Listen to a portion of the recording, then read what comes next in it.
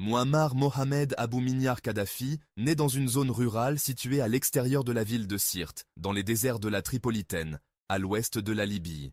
Sa famille est issue d'un petit groupe tribal relativement peu influent, appelé Kadadfa, ou parfois Kadafa. Al-Kadhafi n'est pas un nom de famille, mais un nom d'usage signifiant de la tribu des Kadafa, d'ascendance arabe. Sa mère, décédée en 1977, s'appelle Aïcha, et son père, décédé en 1985, Mohammad Abdul Salam bin Hamed bin Mohammad, est connu sous le nom d'Abou Minyar. Sa date de naissance, généralement présentée comme étant le 19 juin 1942, n'est cependant pas connue avec certitude. Il grandit dans la région désertique de Sirte et reçoit tout d'abord une éducation islamique dispensée par un cheikh sunnite malikite. Son éducation dans la culture bédouine influence ses goûts personnels pour le reste de sa vie. Il préfère le désert à la ville et se retire souvent là-bas pour méditer. À l'âge de 9 ans, il entre à l'école primaire de Sirte, devenant le premier membre de sa famille à suivre des études. De 1956 à 1961, il suit les cours de l'école préparatoire de Seba, dans le Fezzan, fief traditionnel de sa tribu. Féru de politique, admirateur de Charles de Gaulle, Tito et Mao Zedong, il se passionne tout particulièrement pour l'action de Gamal Abdel Nasser, qui, avec le mouvement des officiers libres, a renversé la monarchie égyptienne et apparaît comme le principal héros du nationalisme arabe. Kadhafi écoute régulièrement la radio du Caire et distribue livres et brochures nasseristes. En 1961, lors de la rupture du traité d'alliance entre la Syrie et l'Égypte, Kadhafi contribue à organiser avec ses camarades une manifestation de soutien au régime égyptien. Chassé de l'école de Seba, il doit poursuivre sa scolarité à Misrata. Il y apprend l'anglais et l'italien, langues utiles à l'époque pour un Libyen qui souhaite faire une carrière militaire.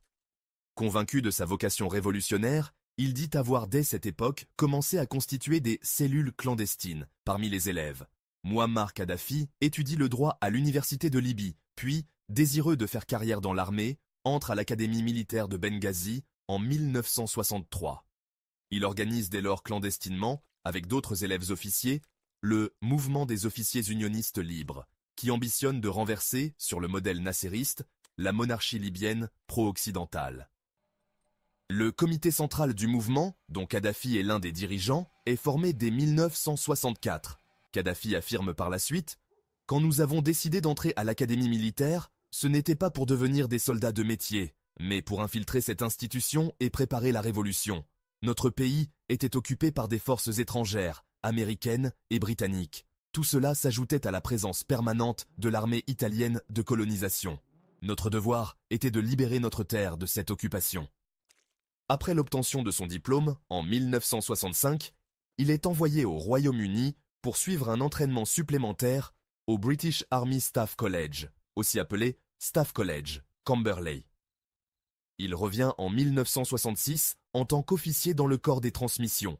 Il est promu capitaine, mais son avancement est retardé de 3 mois pour, motif disciplinaire, semble-t-il, pour avoir brutalisé un soldat de son unité. Peu avant le coup d'État de 1969, il est rétrogradé au rang de lieutenant, à nouveau pour raisons disciplinaires. Au cours des années 60, le mécontentement populaire va croissant à l'égard du régime monarchique, qui échoue à sortir de sa sclérose politique comme à lutter efficacement contre les problèmes sociaux, malgré des réformes dont les effets tardent, franchement, à se faire sentir. À cela s'ajoute sur le plan international l'alliance étroite avec les États-Unis et le Royaume-Uni, perçue par une partie de l'opinion comme un alignement sur l'Occident, et d'autant plus mal vécu, du fait de la présence de troupes étrangères sur le sol libyen, et de la part des compagnies internationales dans l'exploitation des recettes pétrolières du pays. L'humiliation de la guerre des 6 jours achève d'exacerber le mécontentement en Libye. Ayant constaté l'impossibilité d'organiser une révolution populaire pour renverser la monarchie, les officiers font le choix de la méthode du coup d'État, longuement préparée par une méthode de noyautage de l'armée et par le recrutement de nouveaux membres. Kadhafi impose aux conjurés une discipline stricte et des règles draconiennes d'hygiène de vie. Une première date prévue pour le coup d'État, le 12 mars 1969, est abandonnée, car la présence d'une partie des officiers supérieurs à un récital de Kaltoum rend leur arrestation impossible.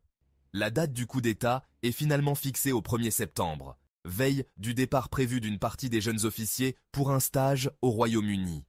Les conjurés en contact avec les services secrets égyptiens, sont également informés par ces derniers que la date du 2 septembre était prévue par le roi pour annoncer son abdication en faveur du prince héritier Hassan Reda. Dans la nuit du 31 août au 1er septembre, alors que le roi se trouve à l'étranger pour suivre sa cure annuelle, les officiers investissent, à Tripoli et Benghazi, les différents lieux stratégiques. Vers 2 heures du matin, le prince héritier, ainsi que les principaux dirigeants gouvernementaux et officiers supérieurs, sont arrêtés sans difficulté. Quelques échanges de coups de feu ont lieu, mais la prise de pouvoir est réalisée avec un minimum d'effusion de sang. À l'aube, Mouammar Kadhafi se rend à bord d'une jeep chargée d'armes et d'explosifs dans la station de radio de Benghazi et lit le communiqué numéro 1 de la Révolution, partiellement improvisé. Le chef des conjurés annonce que l'armée, répondant aux appels incessants au changement et à l'épuration du peuple de Libye, a renversé le régime monarchique, réactionnaire et corrompu, et proclame l'avènement de la République arabe libyenne. En l'espace de 3 jours, les résistances cessent en Libye. Le roi Idriss, surpris par la nouvelle durant son déplacement à l'étranger, tente vainement d'obtenir l'aide du Royaume-Uni. Les chefs de la conjuration demeurent anonymes dans un premier temps. Ce n'est que le 8 septembre que le nom de Kadhafi est publiquement révélé, lorsqu'il est nommé au grade de colonel.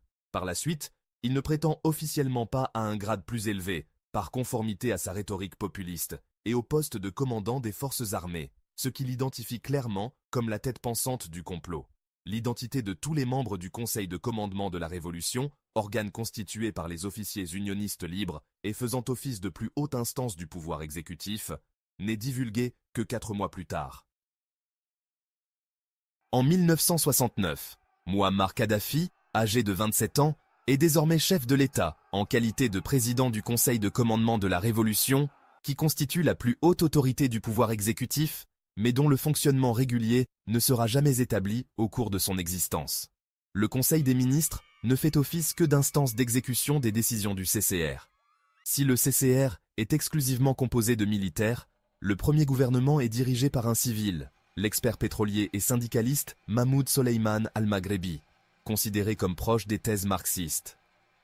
Les militaires du CCR s'opposent bientôt à la présence au gouvernement de ministres venus de divers horizons idéologiques et le Premier ministre doit présenter sa démission dès le mois de novembre.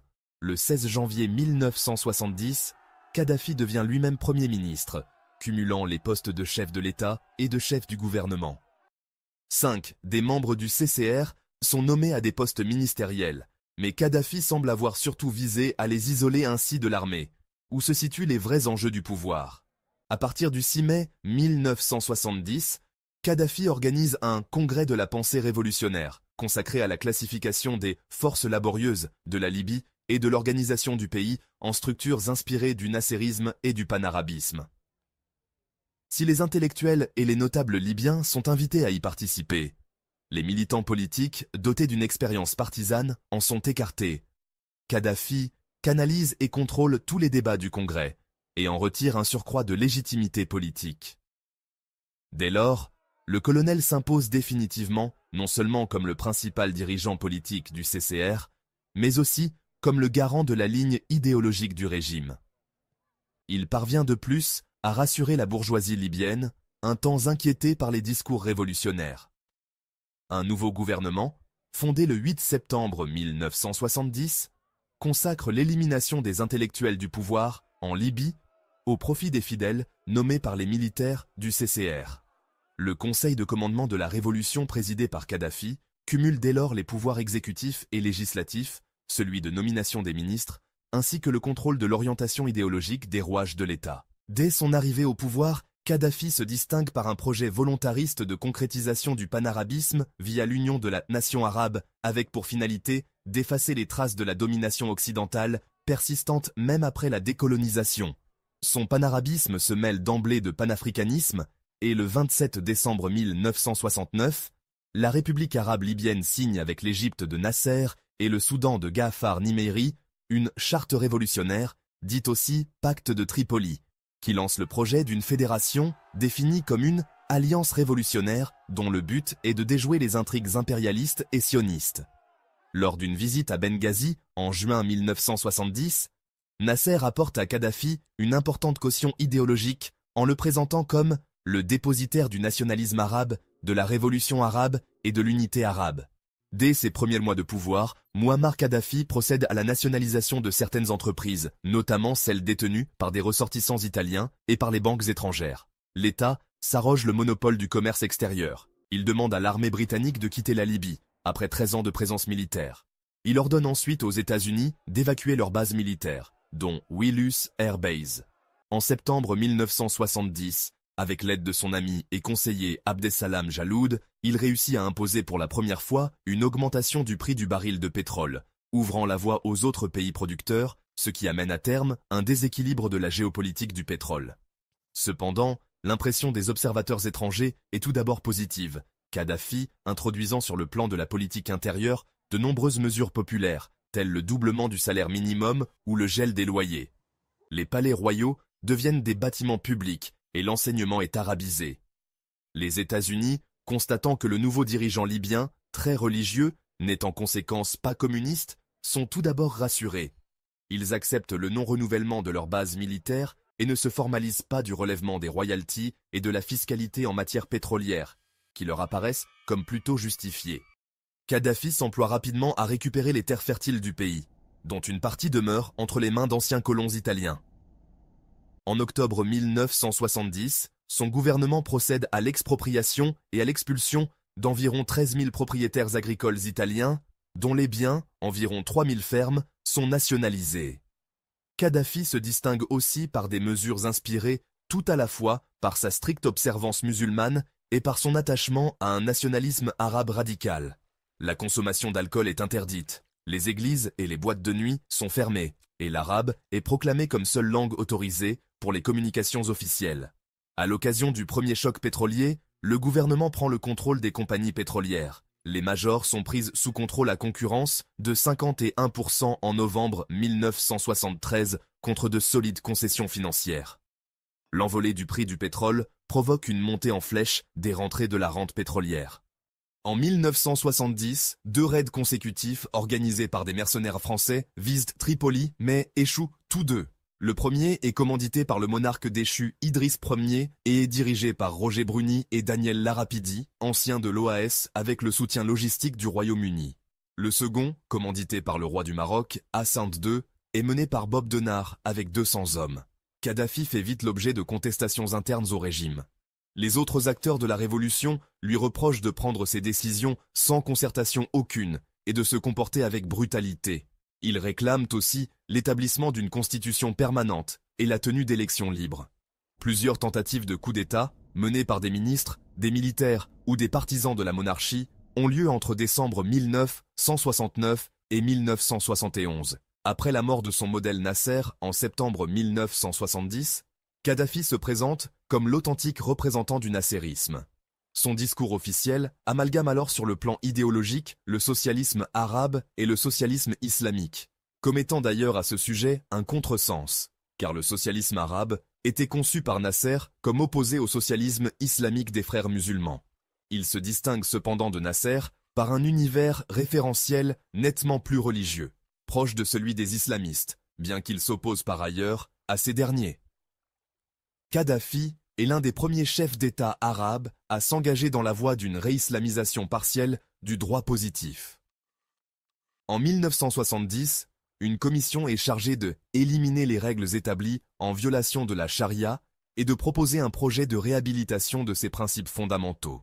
La mort du président égyptien ne ralentit pas le projet d'union avec l'Égypte, et l'arrivée au pouvoir de Hafez el-Assad en Syrie amène l'adhésion de ce dernier pays au projet. Le 17 avril 1971 est proclamée l'Union des républiques arabes, fédération regroupant l'Égypte, la Libye et la Syrie, approuvée ensuite par référendum dans les 3 pays le 1er septembre de la même année, en hommage à la date anniversaire du coup d'État libyen. Kadhafi continue de suivre le modèle nassériste en créant, le 11 juin 1971, un parti unique, l'Union socialiste arabe, calqué sur le parti égyptien du même nom, pour canaliser la mobilisation révolutionnaire souhaitée par le régime. Le mouvement est conçu moins comme un parti politique que comme un instrument de contrôle social. Tout Libyen est tenu d'en être membre, à travers un comité local ou provincial. Sur le plan intérieur, Kadhafi parvient à susciter un consensus autour de son régime en finançant, grâce aux revenus de la manne pétrolière, d'importants plans d'équipement et des politiques sociales généreuses, additionnées de mesures très populaires comme le doublement du salaire minimum. Un effort notable est fourni pour développer le système éducatif et de santé en Libye. Le 2 août 1972, l'union totale entre l'Égypte et la Libye, au sein de l'Union des républiques arabes, est proclamée. La Syrie n'est plus mentionnée dans cet aspect de l'accord. Mais rapidement, le président égyptien Anouar el-Sadat, inquiet devant les surenchères et la personnalité de Kadhafi qu'il commence à considérer comme un déséquilibré, choisit de s'éloigner de la fédération. La fusion, prévue pour être concrétisée en 1973, n'a finalement pas lieu. Kadhafi tente de forcer le mouvement en lançant, le 18 juillet 1973, une marche de l'unité, à laquelle participent environ 50 000 Libyens, qui partent de la frontière entre la Libye et la Tunisie et doivent aller jusqu'au Caire. La marche est finalement bloquée à la frontière égyptienne, en n'ayant foulé que quelques kilomètres du sol égyptien. Kadhafi tente ensuite, sans grand succès, de poser des jalons unitaires avec l'Algérie de Houari Boumedienne. Puis, il entame une autre tentative de fusion, cette fois avec la Tunisie. Mais le 12 janvier 1974, Habib Bourguiba, après avoir signé au pied levé avec Kadhafi un traité d'union entre la Tunisie et la Libye au sein d'une république arabe et islamique, se retire brutalement du projet de fusion. Les affronts subis de la part de Bourguiba et Sadat contribuent à convaincre Kadhafi que rien de sérieux ne peut être tenté avec l'ancienne génération des dirigeants arabes. L'Union des républiques arabes continue d'exister sur le papier jusqu'en 1984, sans être dotée de la moindre substance. En 1977, un bref conflit militaire oppose la Libye et l'Égypte. Au début de 1973, Mouammar Kadhafi est confronté à une situation d'échec sur les plans de la politique extérieure et intérieure. Ses ambitions panarabistes ont échoué, et l'appareil administratif se montre rétif à ses consignes. À l'issue d'une séance orageuse du CCR durant laquelle ses options en matière d'armement sont désavouées, Kadhafi fait part aux autres membres du Conseil de sa volonté de démissionner, mais en révélant personnellement la nouvelle au peuple. Quelques jours plus tard, le 15 avril 1973, Kadhafi prononce à Zouara un discours dans lequel, à la surprise générale, il passe à la contre-offensive, rejette la légitimité institutionnelle de l'appareil révolutionnaire et appelle les masses populaires à monter à l'assaut de l'appareil administratif. Kadhafi annonce le début d'une révolution culturelle dans les écoles, les entreprises, les industries et les administrations. Il court-circuite ainsi l'opposition interne en rejetant la légitimité des institutions révolutionnaires au profit d'un pouvoir censé être directement exercé par le peuple. Dès lors, Kadhafi use de manière stratégique du vide constitutionnel, instaurant une sorte de désordre légal, Shariat al-Fawda, qui lui permet de contourner toute notion d'état de droit et de contrôler les affaires publiques dans le plus grand arbitraire. La subversion interne et externe devient progressivement le mode d'action privilégié de Kadhafi, qui pense avoir trouvé la solution à l'immobilisme ambiant qui frustrait ses ambitions révolutionnaires. Dans les faits, les comités populaires fonctionnent bien souvent comme des auxiliaires des services secrets, et ce, dès leur entrée en fonction. Kadhafi entreprend ensuite de fournir un corpus doctrinal de son cru au régime politique d'un type nouveau qu'il entend bâtir. Dès 1973, il commence à ébaucher sa doctrine en proclamant que religion et nationalisme sont les deux facteurs qui font l'histoire. À partir d'avril 1964, le dirigeant libyen, qui consacre une part croissante de son temps à concevoir le corpus idéologique du régime, délègue une partie de ses fonctions au sein du CCR à Abdessalam Jaloud, à qui il avait déjà laissé le poste de Premier ministre en 1972. Si Kadhafi s'éloigne de la gestion au quotidien, son autorité sur le CCR ne diminue cependant en rien. En août 1975, une tentative de coup d'État contre Kadhafi, menée par deux des membres du CCR, Bakir Sagir Aoudi et Omar al-Meheichin, est déjouée. Le CCR est ensuite purgé. Seuls 5 de ses 12 membres d'origine, dont Kadhafi lui-même, Abou Bakr Younes Jaber et Abdessalam Jaloud, demeurent en place. S'il continue officiellement d'exister, le Conseil de commandement de la Révolution cesse dès lors de fonctionner comme un organe collégial de prise de décision, et la Libye tend de plus en plus vers l'instauration d'un pouvoir personnel. Le 2 mars 1977, le processus lancé en 1973 par le discours de Zouara débouche sur le passage officiel à un nouveau mode de gouvernement, présenté comme l'application concrète des théories politiques de Kadhafi. Le Congrès général du peuple, parlement monocaméral de la Libye, créé l'année précédente, annonce l'instauration d'un pouvoir exercé désormais par le peuple seul. La proclamation officielle, intitulée « Déclaration sur l'avènement du pouvoir du peuple », tient dès lors lieu de constitution à la Libye, la véritable constitution du pays étant censée être le Coran. La République arabe libyenne est rebaptisée Jamahiriya arabe libyenne populaire et socialiste, nom abrégé de manière officielle en Jamahiriya arabe libyenne. Le mot Jamahiriya, néologisme arabe inventé par Kadhafi, étant traduisible par État des masses.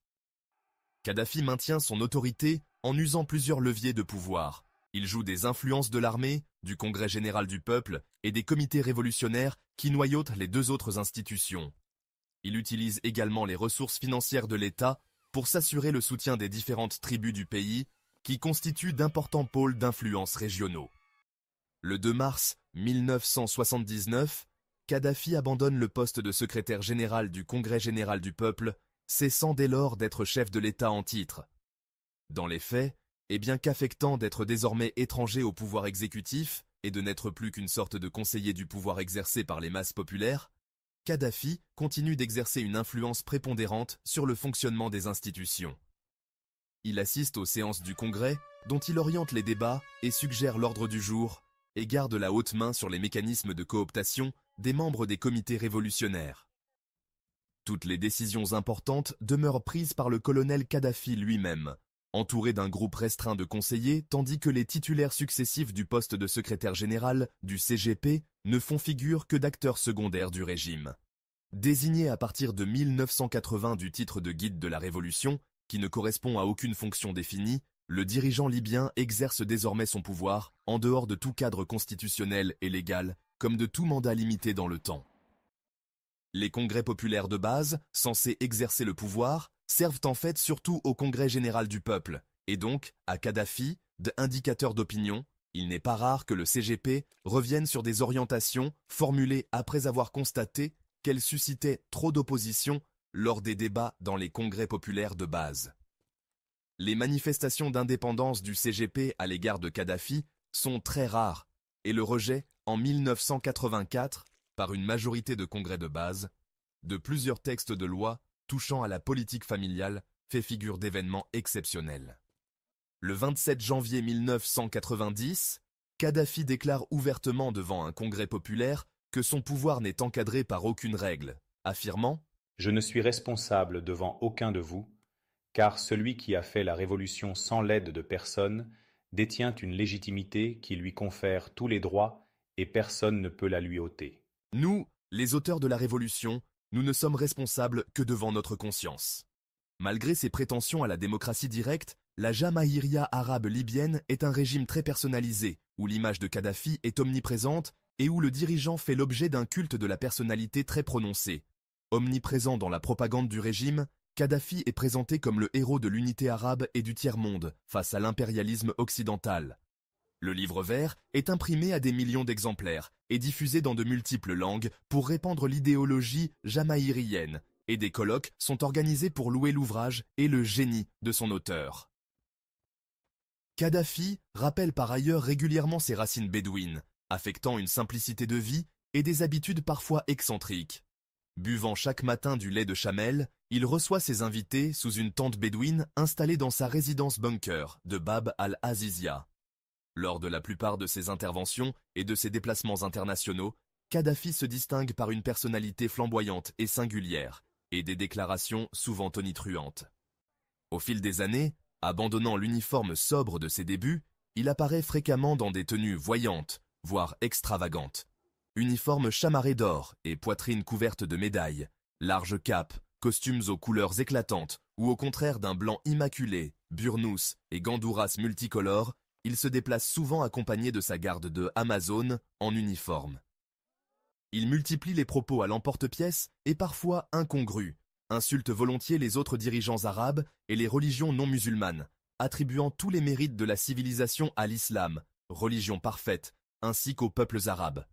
Il invente un nouveau calendrier qui commencerait à la mort de Mahomet, propose en 1995 à Bill Clinton de marier sa fille Chelsea à l'un de ses fils pour resserrer les liens entre la Libye et les États-Unis, et préconise de régler le conflit israélo-palestinien en fusionnant Israël et la Palestine au sein d'un nouveau pays qui s'appellerait Isra'tine.